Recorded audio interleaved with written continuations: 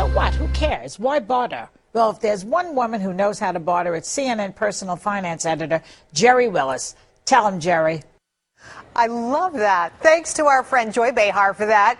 You can catch the Joy Behar Show every night at 9 Eastern and Pacific on HLN and join it. It's a lot of fun. Okay, let's get down to business. Money is tight for all of us these days, and some say bartering is the new national pastime. Janet Bodner is the editor of Kiplinger's Personal Finance and joins us now from Washington. Okay, Janet, tell us why you think bartering is so popular now.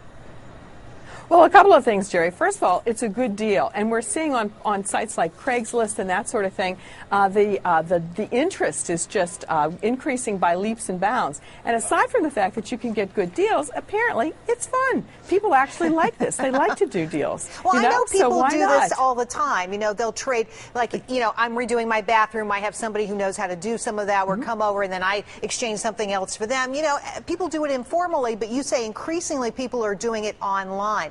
What are the good websites? Well, there are a couple. There are a number of them. One is called Barter Quest. One of them is called Barter Bee. We actually, on our website, on our homepage at kiplinger.com, we list them all and we tell what services each of them offers, so people can go on there and look. But you know, the sites are taking advantage of the interest, the very growing interest in this, so that people can actually post their goods and services that they have up for barter. Is it buyer beware, though? I would think that it might be dangerous online on Yes. some of these sites because you really don't know the person you're bartering with. Exactly, and that's the thing. Again, you know, we have at kiplinger.com, we will tell you which sites actually do at least a limited amount of vetting of people. I mean, you might sort of want their name and address. And obviously, if you're really looking for a serious service, like you're looking for a babysitting service or something like that, I'm not sure that this would be the best way to go. You'd really want to start first with your neighborhood people so that you could barter with them, people that you know and you know their reputations and you could find out what their background is. All right, how do I handle this with the IRS? Is this income? I mean, do you have to tell the federal government? Well, a couple of things, Jerry. It could potentially be, if you're just doing this occasionally, then probably you're okay.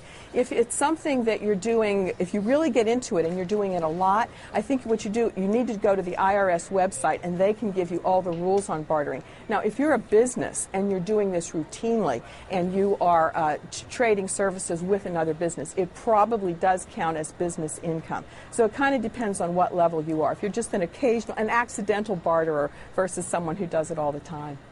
Well, you know, Janet, can I save a lot of money doing this? I'm wondering at the end of the day, what kind of savings are in this for me?